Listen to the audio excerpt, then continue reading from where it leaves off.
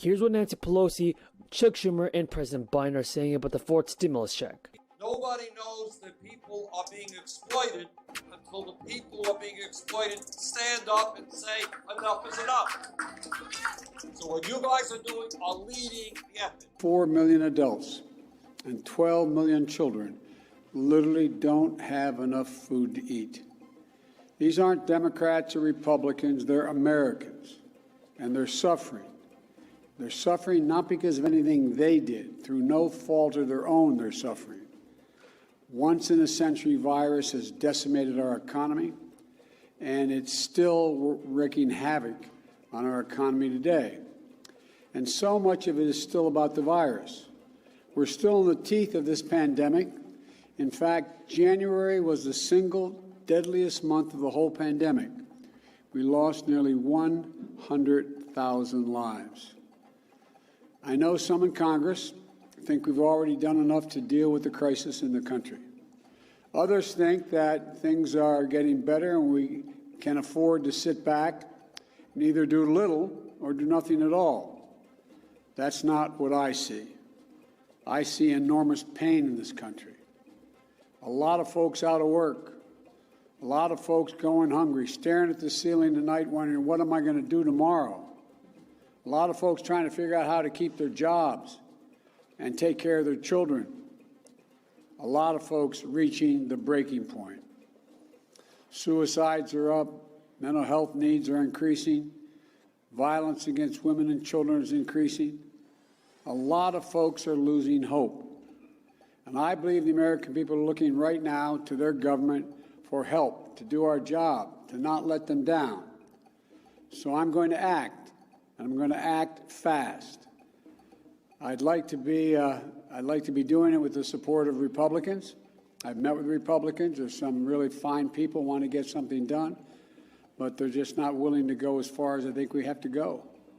I've told both Republicans and Democrats that's my preference to work together. But if I have to choose between getting help right now to Americans who are hurting so badly and getting... Yes, sir. Speaking of your letter last night to the caucus, you said that you need to do fewer things well. That was the guidance you got from the members. So are you suggesting that this package may ultimately drop either universal pre-K, child tax credit expansion, tuition-free community college, paid family leave, or even the Medicare expansion? Well, let me just say that at $3.5 trillion, we were doing everything well. So not a question of now we're doing it well because it's less money. But the fact is that if there are fewer dollars to spend, there are choices to be made. And members have said, let's get the results that we need, but we will not diminish the transformative nature of what it is. And it is, some members have written back to me and said, I want to do everything. So we'll have that discussion. But again, in the family section of it, the transformative nature of the Biden child tax credit, child care and universal pre-K really go together. That's sort of they go together. They're part of the same, meeting the same need. Issues that relate to home health care. There's certain things that we're still talking about a couple $1 trillion, but it's not, it's more, it's much less. So mostly we would be cutting back on years and something like that. But those are decisions that we have to. Excuse me? Would you have to drop one of those programs? Well, we hope not. We hope not. But we have to make sure we have a bill, which I also said, is that we have to have something that will pass the House and pass the Senate.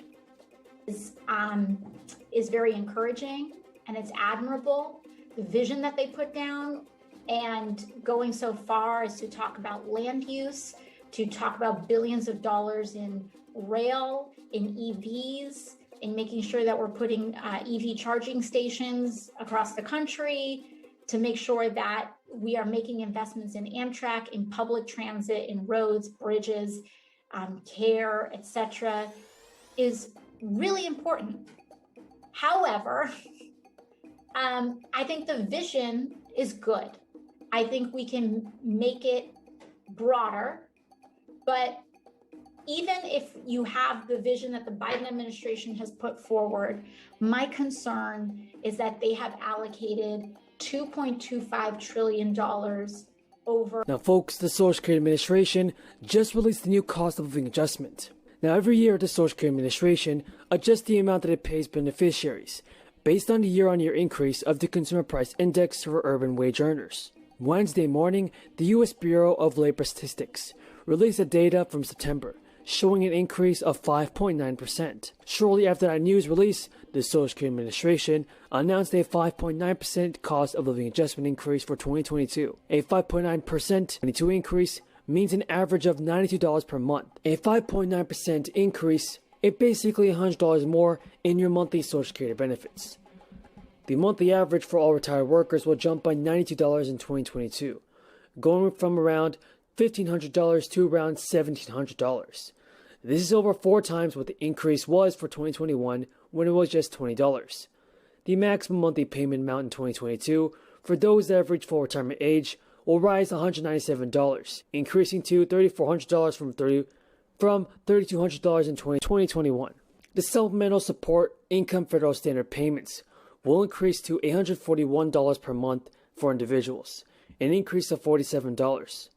For couples, they can receive an additional $70 per month for a total of $1,200 in 2022. The Social Security Administration will send beneficiaries a letter about the new benefit amounts early December. However, most beneficiaries who have an online account through My Social Security account can check their COLA notice there. For those beneficiaries receiving Medicare, the Social Security Administration will not be able to calculate the new benefit until after Medicare premium amounts for 2022 are announced. So the expanded crisis unemployment benefits helped millions of Americans make ends meet during the crisis. But analysts have found that some actually earned more by staying home than they would have made by going to work. Because of this generous unemployment payouts, many politicians argued that the unemployed Americans had less incentive to return to the workforce. In fact, about half of the states by June ended extra unemployment assistance early in order to address a growing worker shortage. But according to a new analysis, although unemployment benefits expired for the 5.3 million Americans in early September, hiring will only increase by about 1.3 million to the end of 2021. So the deadline has passed for those who are willing to opt out of the October child tax credit payment, but they still have the opportunity to enroll online for the next 2 payments and receive a larger sum next year.